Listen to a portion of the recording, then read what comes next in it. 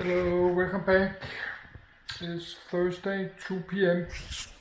It's getting dark in like 1 hour. We have a big storm, very bad weather arriving to Denmark. So I'm a little bit tired today. I was out shopping, out garbage. So I'm finished for today. So I need a minute to get to my bed. So I'm still reading about nuclear bombs.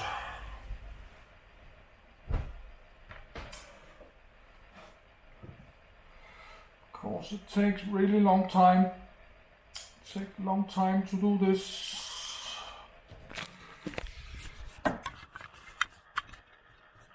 And I'm tired and sleepy every day.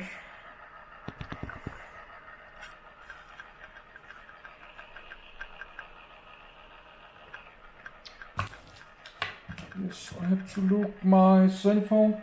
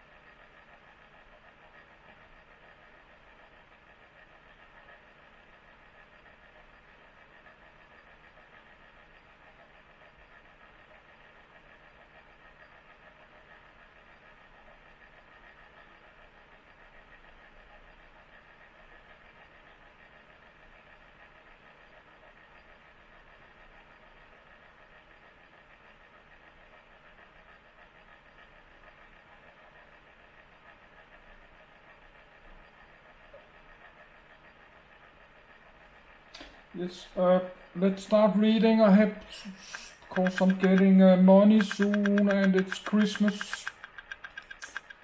I have to reply my cell phone. But I like to read this myself. I'll not do this just to record. I like to read it. I cannot do that at the same time texting on my cell phone. Manhattan Project. Featured article. Page semi-protected. Manhattan District, a fiery mushroom cloud lights up the sky. The Trinity test of the Manhattan Project on the 16th of July, 1945 was the first detonation of a nuclear weapon. Active 1942-1946 disbanded 15 August 1947 Country United States, United Kingdom, Canada. Branch U.S. Army Corps of Engineers Garrison /HQ Oak Ridge, Tennessee, U.S. Anniversaries 13 August 1942 Engagements Allied invasion of Italy, Allied invasion of France, Allied invasion of Germany, atomic bombings of Hiroshima and Nagasaki, Allied occupation of Japan. Commanders. The Manhattan Project was a program of research and development undertaken during World War II to produce the first nuclear weapons. It was led by the United States in collaboration with the United Kingdom and with support from Canada. From 1942 to 1946, the project was under the direction of Major General Leslie Groves of the U.S. Army Corps of Engineers. Nuclear physicist J. Robert Oppenheimer was the director of the Los Alamos laboratory that designed the bombs. The Army component was designated the Manhattan District, as its first headquarters were in Manhattan. The name gradually superseded the official code name. Development of substitute materials for the entire project. The project absorbed its earlier British counterpart, tube alloys. The Manhattan Project grew rapidly and employed nearly 130,000 people at its peak and cost nearly $2 billion, equivalent to about $26 billion in 2022. 1. Over 90% of the cost was for building factories and to produce fissile material, with less than 10% for development and production of weapons. Research and production took place at more than 30 sites across the United States, the United Kingdom, and Canada. The project led to the development of two types of atomic bombs, both developed concurrently during the war, a relatively simple gun-type fission weapon and a more complex implosion-type nuclear weapon. The thin man gun-type design proved impractical to use with plutonium, so a simpler gun-type design called Little Boy was developed that used uranium-235. Three methods were employed for uranium enrichment: electromagnetic, gaseous and thermal. In parallel with the work on uranium was an effort to produce plutonium. After feasibility of the world's first artificial nuclear reactor, the Chicago Pile 1, was demonstrated in 1942 at the Metallurgical Laboratory in the University of Chicago. The project designed the X-10 graphite reactor and the production reactors at the Hanford site, in which uranium was irradiated and transmuted into plutonium. The Fat Man plutonium implosion-type weapon was developed in a concerted design and development effort by the Los Alamos Laboratory. The project was also charged with gathering intelligence on the German nuclear weapon project. Through Operation Alsos, Manhattan Project personnel served in Europe, sometimes behind enemy lines, where they gathered nuclear materials and documents and rounded up German scientists. Despite the Manhattan Project's tight security, Soviet atomic spies successfully penetrated the program. Notable commanders: James C. Marshall, Kenneth Nichols. Insignia: Manhattan District shoulder sleeve insignia, oval-shaped shoulder patch with a deep blue background. At the top is a red circle and blue star, the patch of the Army Service Forces. It is surrounded by a white oval, representing a mushroom cloud. Below it is a white lightning bolt cracking a yellow circle, representing an atom. The first nuclear device ever detonated was an implosion-type bomb during the Trinity test, conducted at New Mexico's Alamo Border Bombing and Gunnery Range on the 16th of July, 1945. Little Boy and Fat Man bombs were used a month later in the atomic bombings of Hiroshima and Nagasaki, respectively, with Manhattan Project personnel serving as bomb assembly technicians and weaponeers on attack aircraft.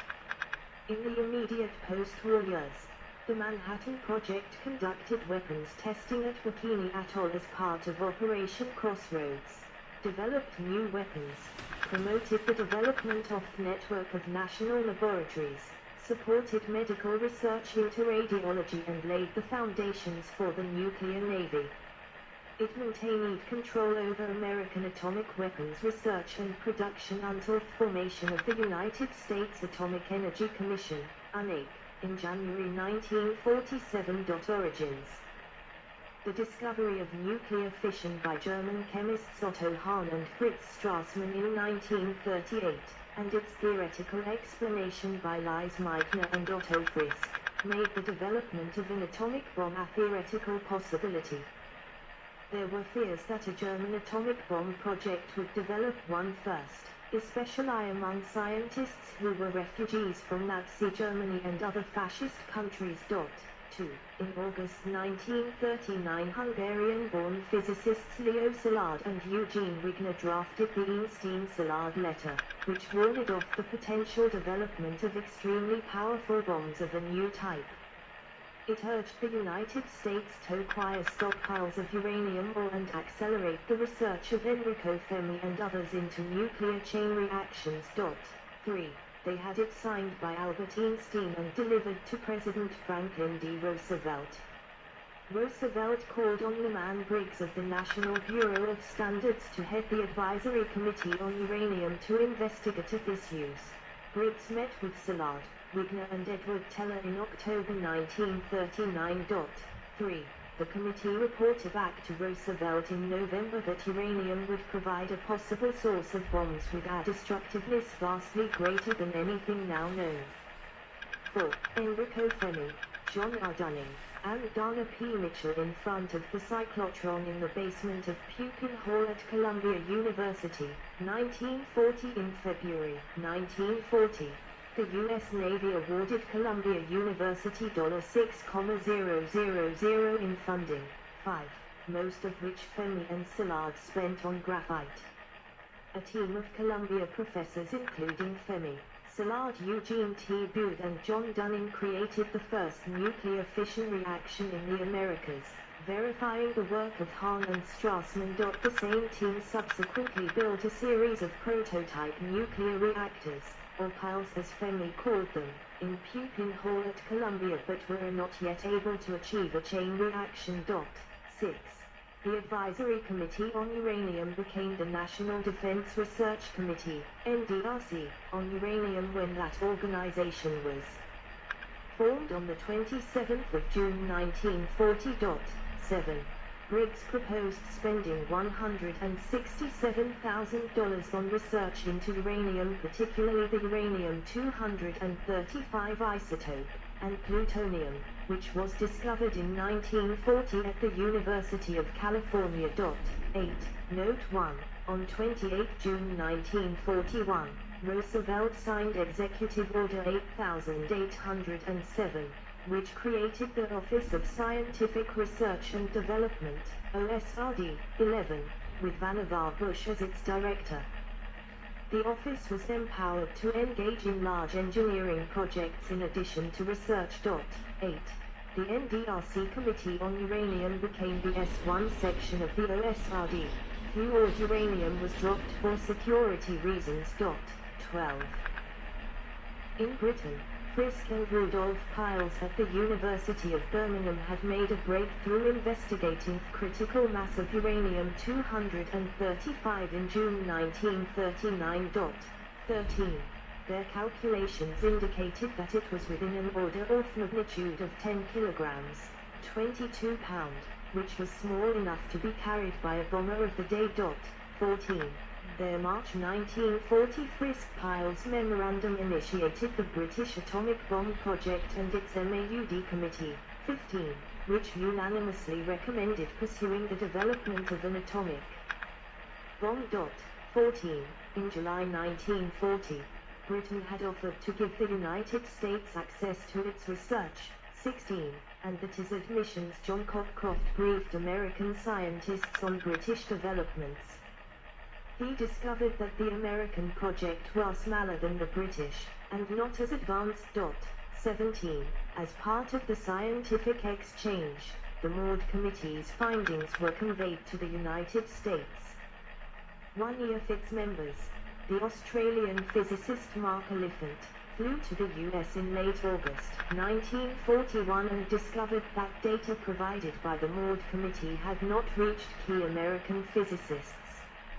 Oliphant set out to find out why the committee's findings were apparently being ignored. He met with the Uranium Committee and visited Berkeley, California, where he spoke persuasively to Ernest O. Lawrence. Lawrence was sufficiently impressed to commence his own research into uranium. He in turn spoke to James B. Conant, Arthur H. Compton and George Graham. Oliphant's mission was therefore a success. Key American physicists were now aware of the potential power of an atomic bomb. 19.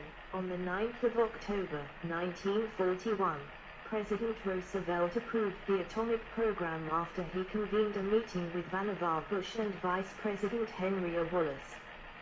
He created a top policy group consisting of himself, although he never attended a meeting. Wallace, Bush, Conant, Secretary of War Henry L. Stimson, and the Chief of Staff of the Army, General George C. Marshall. Roosevelt chose the Army to run the project rather than the Navy, because the Army had more experience with management of large-scale construction.